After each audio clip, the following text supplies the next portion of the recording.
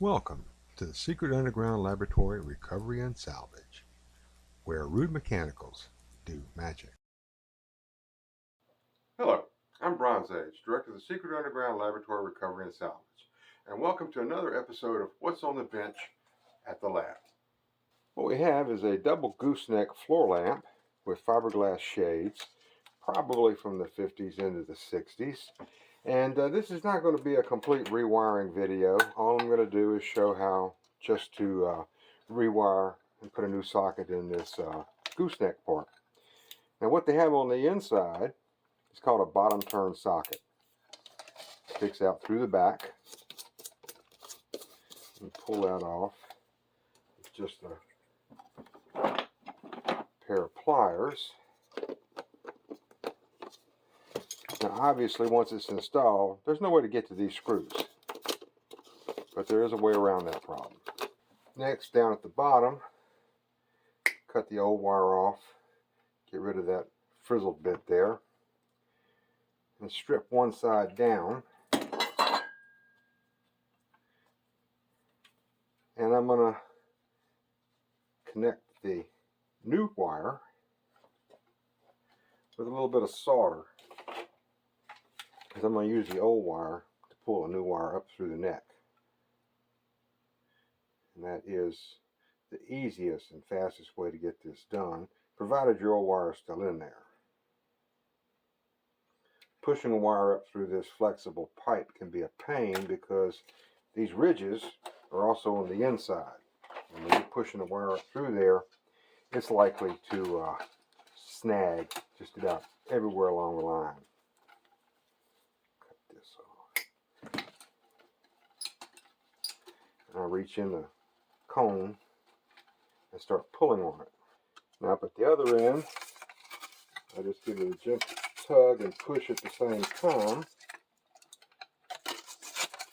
and it will work its way all the way to the top.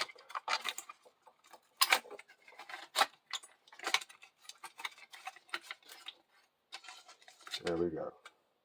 Now you probably noticed that this shade is loose and floppy, and this is supposed to be a flexible neck lamp, not a swivel lamp. So what's happened here is someone has turned this thing over and over and over again, at least enough times to put this much twist in the cord. That's not good. Puts a lot of stress on it, pulling it back and forth like that. Eventually something will either wear through or break. So first thing we got to do is get this shade tightened back down. Now this is not the sort of camera angle that makes good video, because most of what you're going to see is the back of my hand. But I start with the blue thread lock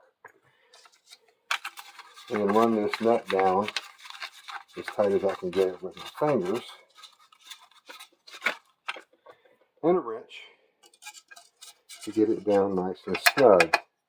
And with that blue thread lock, I won't have to worry about it coming loose again, just in the normal use of the lamp.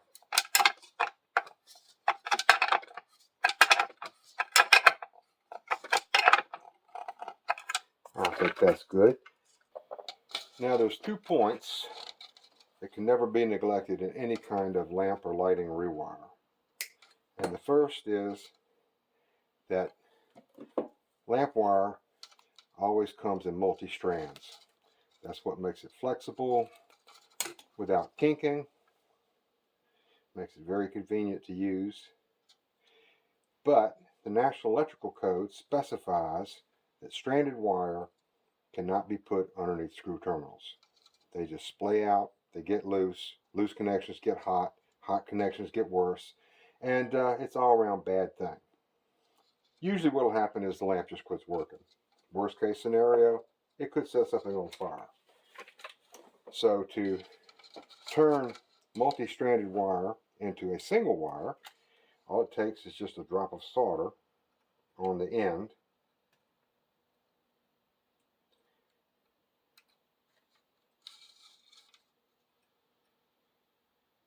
And this is called tinning.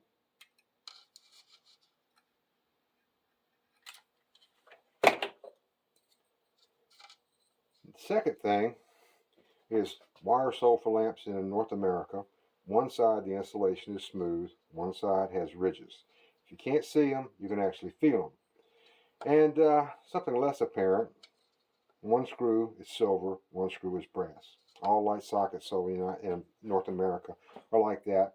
And even though this brass is pretty faded, it's still there. And the smooth wire always goes under the brass side. Reason for that is this screw goes through the switch. And the idea is that is what they call the hot wire.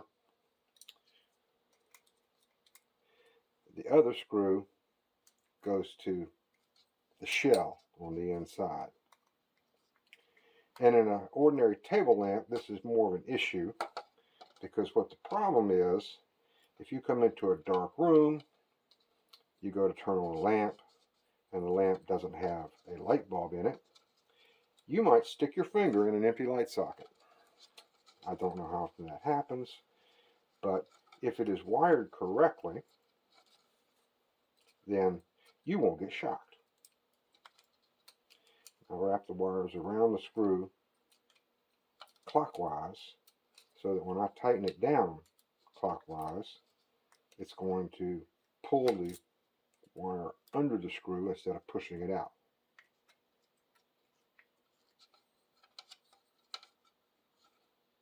Now I just tug on the other end of the wire, bring this down, get the switch,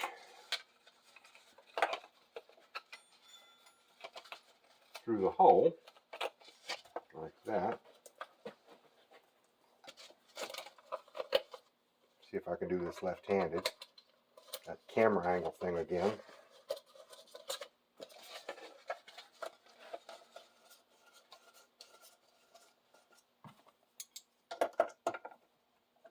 And there we have it. So,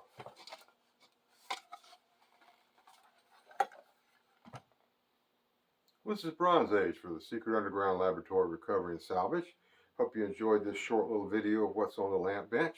We'd really appreciate it if you would hit the thumbs up button, subscribe if you haven't already, and if you have any questions about lighting, lamps, any sort of problem with that, furniture repair as well, I'm happy to answer all questions, and I look forward to any comments. So, again, thank you very much.